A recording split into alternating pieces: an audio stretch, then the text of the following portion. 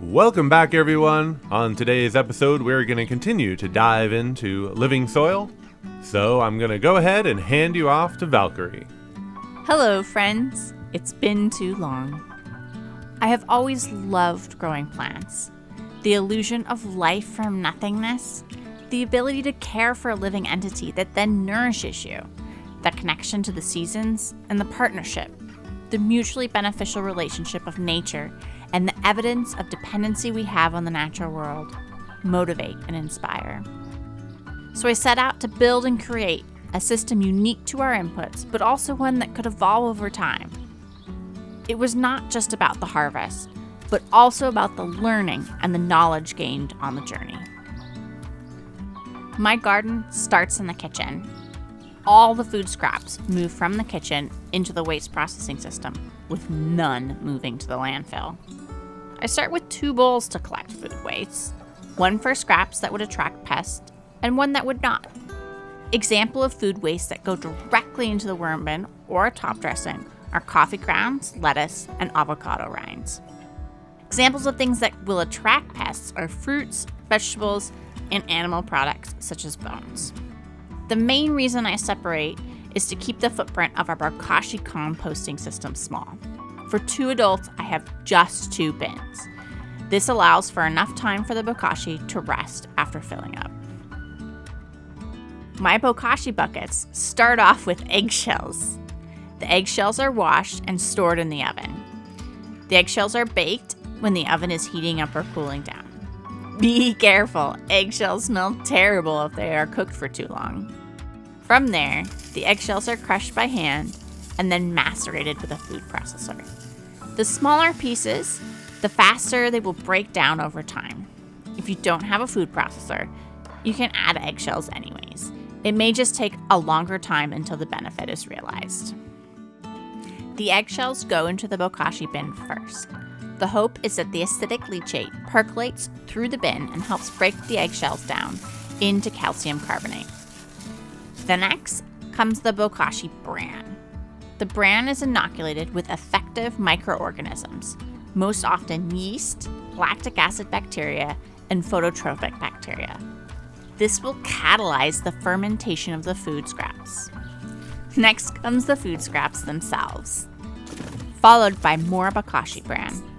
Most instructions state to push down the scraps to eliminate air pockets, but I have found this not necessary. On top of the Bokashi goes biochar.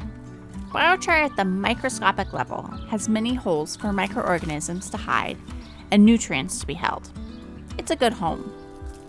The layering will continue until the bin is full. Once filled, the bin rests for 2 weeks to a month before moving into the worm bin. Throughout this process, the bin generates leachate that must be drained off. This is acidic and needs to be diluted down. I do 1/4 cup leachate per 13 liters watering can. Now folks using standard and metric can both be upset that they have to convert. Oh wow, looks like the oil from the chimichurri sauce did not break down very well. It'll be fine.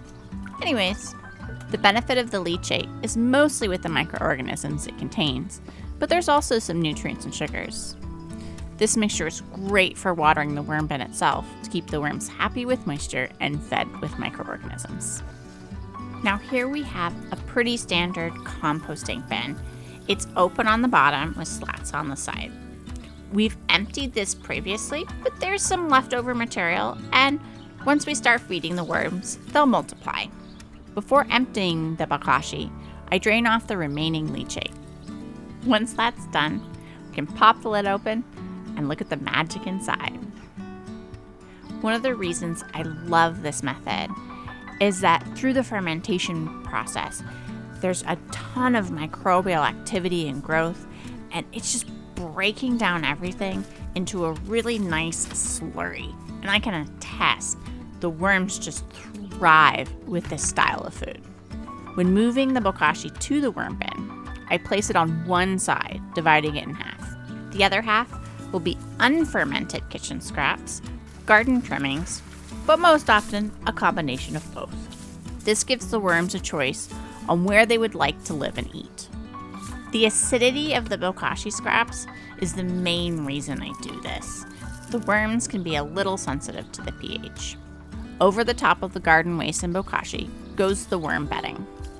You'll need to source what works best for you in your area. I'm using soil from pots that is cycled out of the hydroponic system and allowed to go to seed.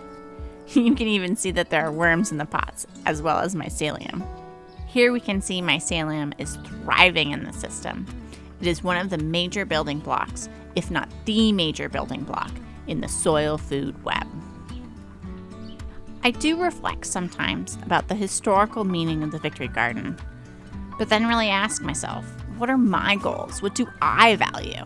And in terms of what I've actually accomplished, the waste stream and converting that to a closed system, in the context of what's achievable in a suburban context.